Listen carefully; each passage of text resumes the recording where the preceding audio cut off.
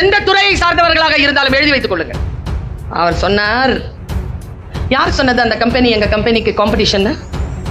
பின்ன உங்களுக்கு எது காம்படிஷன்? உங்களுக்கு காம்படிஷனே கிடையாதா? இருக்கே. எங்களுக்கு காம்படிஷன் இல்லாம இருக்குமா? இருக்கே. ஏம்பா, உலகத்திலேயே அந்த 2 சாஃப்ட் ட்ரிங்க் தான். அதுக்கு அப்புறமா வேற எதுவுமே அவ்வளவு தூரம் வரவே இல்லை.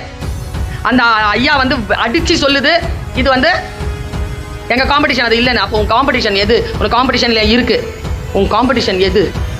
அவ சொன்னா என் நிலம் நகர்ந்து போனது. அழறதா சிரிக்கிறதான்னு தெரியல எனக்கு. 6 வயசு குழந்தை இன்னைக்கு சேலத்துல வந்து சொல்லுது, நான் உங்க ஃபேன், உங்க பேச்சை கேட்பேன். அழறதா சிரிக்கிறதான்னு தெரியல எனக்கு. ஏன்னா அது எதுல பாக்குது? என்ன அதுல என்ன மட்டுமா பார்க்கும்? அந்த கவலை எனக்கு. என்ன பாக்குதேன்னு சந்தோஷம் அடைகிறவ இல்லையேனா டீச்சர் ஆச்சே, அம்மாவாச்சே, கவலை தானே படுவேன். 6 வயசுல இருக்கிற உனக்கு எதுக்கு நான் தெரியணும்? உங்க அம்மா அப்பா காட்டுவாங்களா? இல்ல, நானே பார்ப்பேன். கவனம் பெற்றோர்களே, கவனம். அந்த அம்மா சொன்ன பதில், என் காம்படிஷன் ட்ரிங்கிங் வாட்டர். என்ன வன்முறையான ஒரு சொல்! when you are thirst, இதான் உங்க காப்பிரைட்.